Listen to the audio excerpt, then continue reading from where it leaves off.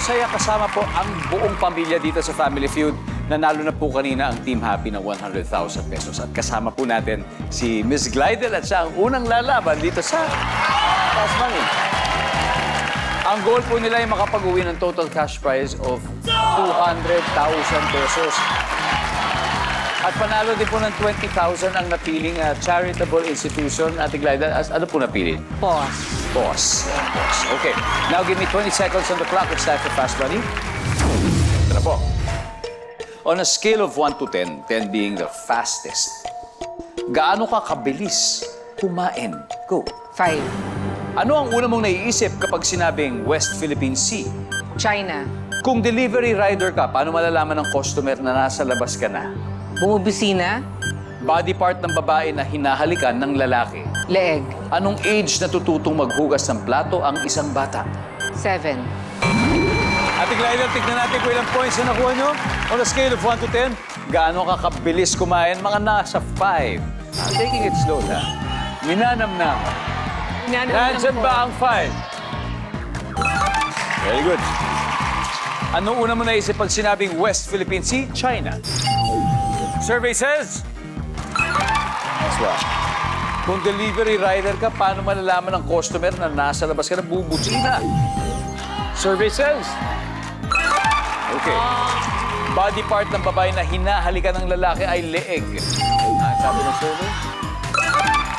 Meron. Age na tututong maghuhugas ng pinggan ng isang bata, 7 years old. Survey? Nice one. 55. Thank you. At a good start yan, good start. Let's welcome back Gigi. Here we go. Ito na, ito na. Okay, so si Ate Glidel ay nakakuha ng 55 points. So we need 145 more. Okay. Kaya-kaya. Easy, easy. At this point, makikita na po ng manonood ang sagot ni Ms. Glidel. So give me 25 seconds on the clock, please.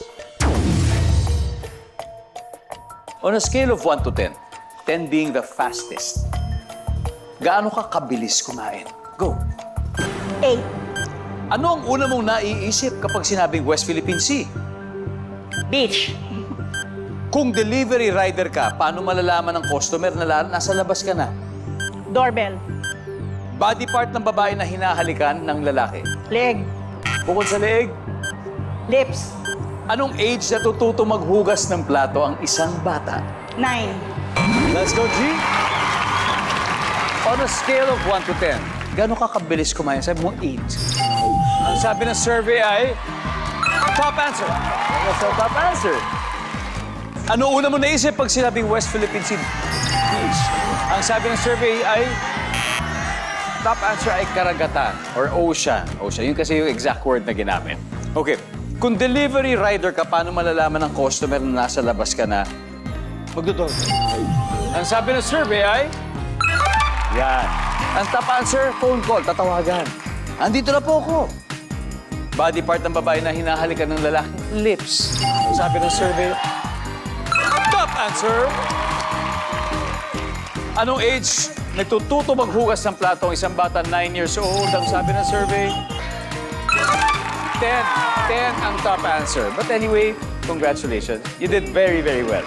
Salamat, G. Congratulations. Team Happy. You've won 100,000 pesos today.